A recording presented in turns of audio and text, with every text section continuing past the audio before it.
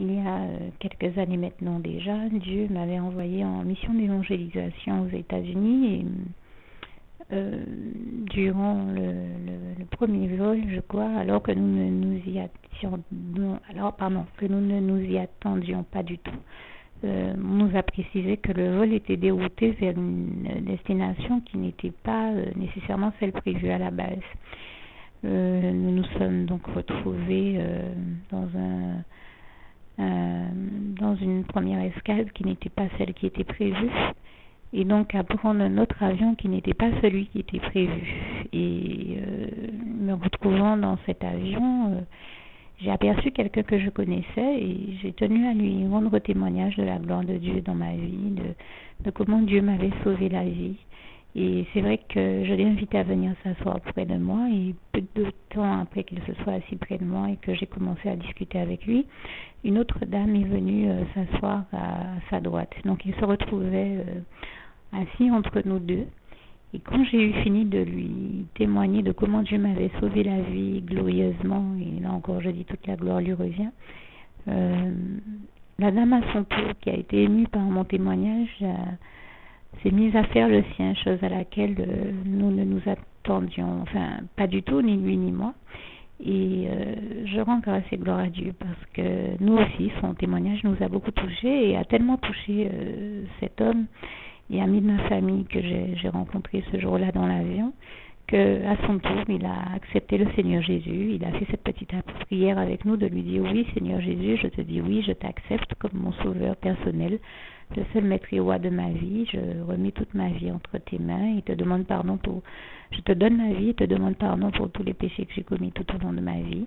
Merci Seigneur de me permettre de continuer à t'appartenir et à te servir pour l'éternité, d'éternité en éternité. C'est au nom puissant du Seigneur Jésus que j'ai fait cette prière. C'est une prière que j'invite bien sûr tous ceux qui le peuvent à la dire à haute voix, de manière à être bénis et à permettre à Jésus de sauver leur vie par ce biais-là, puisque bien sûr Dieu veut toujours nous sauver la vie en utilisant pour ce faire notre Seigneur Jésus, le seul sauveur que Dieu ait désigné pour toute l'humanité, le sauveur de l'humanité, comme il est écrit en Acte 4, verset 12, sachant que de toute manière Jésus est le chemin, la vérité et la vie. Nul ne va au Père Dieu sans passer par le Fils Jésus-Christ, comme il est écrit en Jean 14, verset 6. Et donc à ce moment-là, il a accepté le Seigneur Jésus. Nous avons discuté un bon moment, nous avons pris plaisir à discuter ensemble, mais il a ensuite rejoint sa place. Et donc cette dame qui était à côté de lui s'est rapprochée de moi et nous avons continué à discuter toutes les deux jusqu'à ce qu'elle me demande: mais comment vas-tu faire ce soir, où vas-tu dormir? Et je lui ai dit: écoute, je ne m'attendais pas du tout à ce que le vol, parce que bien sûr nous avons sympathisé, que nous étions en train de nous tutoyer finalement, je ne m'attendais pas du tout à ce que le vol soit dérouté, donc je ne sais pas trop comment je vais faire, mais je m'attends à Dieu, je m'attends à ce que Dieu ait prévu une solution. Et là elle m'a répondu: tu ne te trompes pas, parce que le Seigneur Jésus m'a mis à cœur de te recevoir chez moi. Il te fait savoir qu'il ne te laissera jamais être réduite à l'état de mendiante, ou comme il ne laisse aucun de ses enfants être réduit à des situations inextricables. Je veux dire qu'il ne nous donne jamais aucune épreuve à tous qui soit au-delà de nos forces. Et je lui rends grâce et gloire pour ça. Et donc elle m'a tout de suite dit: voilà, le Seigneur Jésus m'a mis à cœur de t'accueillir à la maison et te fait savoir que ce soir, tu dors chez moi. Et c'est ainsi que je me suis retrouvée à dormir dans une très belle villa à Miami. Je rends grâce et gloire à Dieu, à Jésus, à son Saint-Esprit. Je n'aurais jamais imaginé que j'aurais eu un vol et une mission aussi bénie. Et vraiment, toute la gloire revient à Dieu, à Jésus et à son Saint-Esprit. Je rappelle d'ailleurs, mon témoignage, ça veut être un encouragement à tous ceux que Dieu invite à partir en mission. Je suis une femme qui était plus jeune au moment où je suis partie dans cette mission, qui a eu plusieurs volets d'ailleurs, et il y en a une deuxième, une troisième.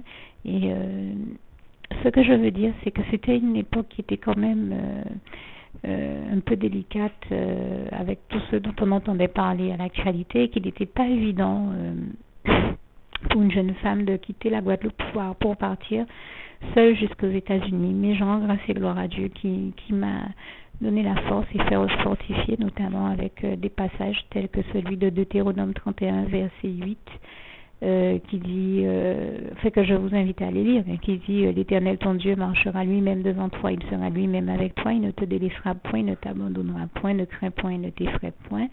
Josué 1, versets 5 à 9 également, et le psaume 60, versets 13 à 14, ou 108, versets 13 à 14, avec Dieu nous ferons des exploits car il écrasera tous nos ennemis. Marc 10, verset 27, tout est possible à Dieu. Que Dieu vous bénisse et vous garde tous.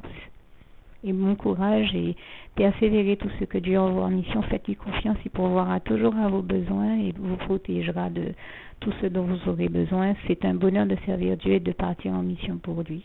Et je vous souhaite du fond du cœur ces deux passages, je vous les rappelle. Philippiens 4, verset 19, c'est mon Dieu pourvoira à tous vos besoins selon ses richesses et avec gloire en Jésus-Christ. Et Philippiens 4, verset 7, et la paix de Dieu qui surpasse toute intelligence gardera vos cœurs et vos pensées en Jésus-Christ. Que Dieu vous bénisse.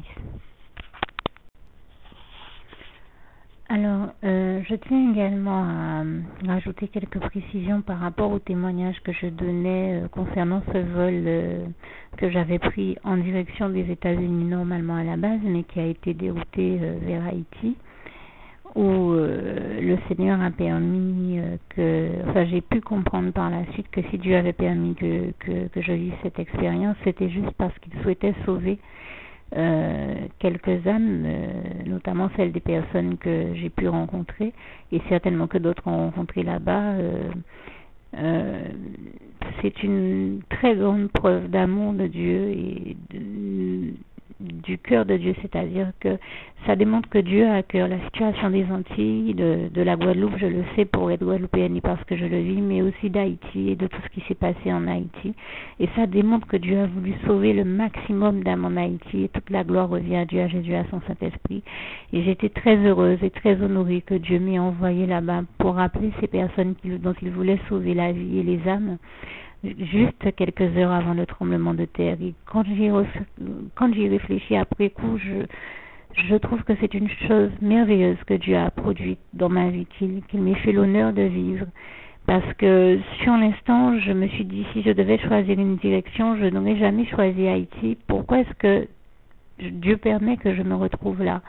Et aujourd'hui, je suis vraiment reconnaissante à Dieu. Je suis heureuse qu'il ait permis que je passe par là, parce que je me dis, le peu de temps que j'ai eu à passer ce jour-là en Haïti, j'espère lui aura été utile à ce qu'il m'avait envoyé faire, et j'espère que ça aura été vraiment l'occasion pour ces personnes auxquelles il m'a mis qu'il m'a mis à cœur d'appeler en son nom, lui ont réellement ouvert le cœur et lui sont revenus, parce que je comprends que Dieu a voulu les sauver, puisque quelques heures plus tard s'abattrait sur Haïti ce drame de ce tremblement de terre internationalement connu malheureusement, et je dois dire que je suis moi-même surprise, puisque non seulement le vol était dérouté vers Haïti, mais après cette dame ou sœur, c'est en réalité une sœur en Jésus-Christ, qui est venue s'asseoir près de moi et qui a donné son témoignage après m'avoir entendu donner le mien, était elle aussi haïtienne mais vivant aux États-Unis.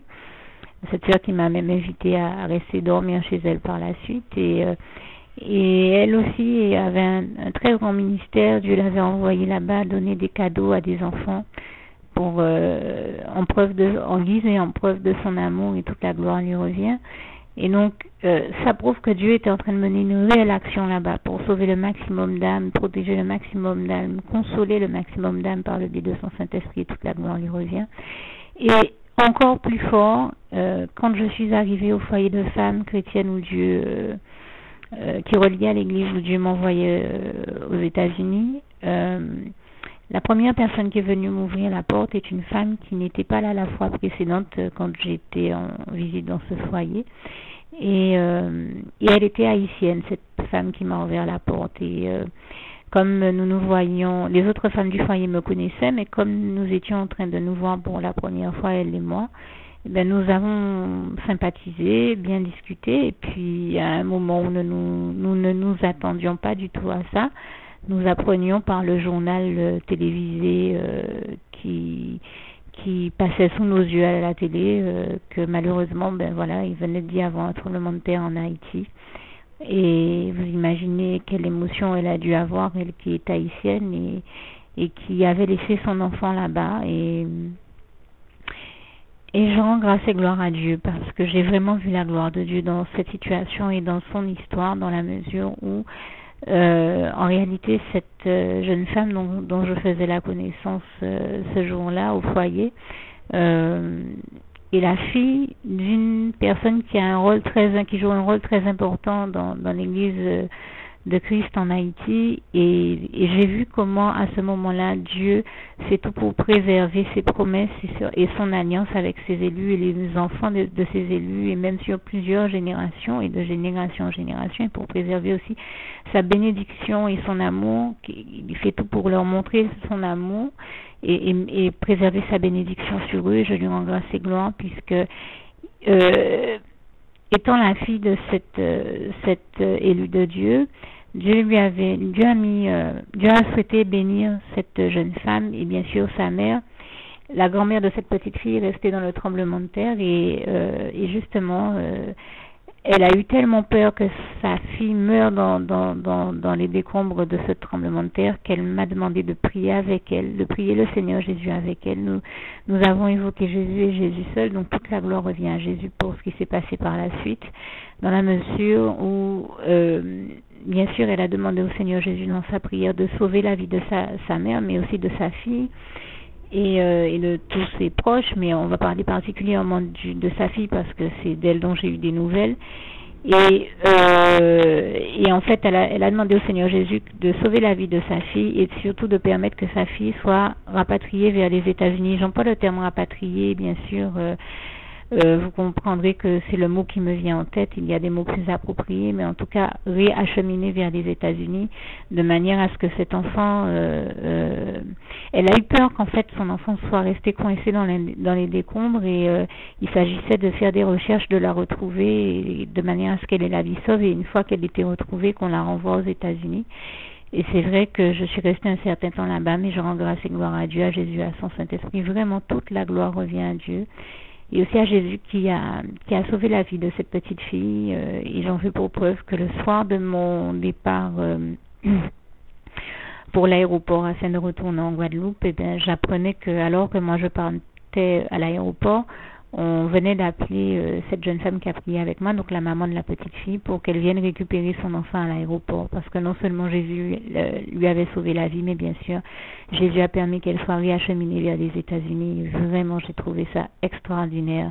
Et je rends grâce et gloire à Dieu encore, à Jésus, pour ses merveilles, ses miracles, pour toutes les merveilles, les miracles, tous les prodiges qu'il fait encore de nos jours, contrairement à ce qu'on cherche à nous faire croire. Dieu continue à faire des miracles et des miracles extraordinaires et des merveilles et des prodiges sans nombre, comme il est écrit en Job 5, versets 8 à 9 et aussi dans le psaume 40, versets 6 à 7, que j'invite tous ceux qui le peuvent à aller lire comme c'est textuellement écrit. Encore une fois, j'ai cité la parole comme elle est sur mon cœur. N'hésitez pas à vérifier dans vos Bibles comme elle est textuellement écrite. Mais n'oubliez surtout jamais que tout est possible à Dieu.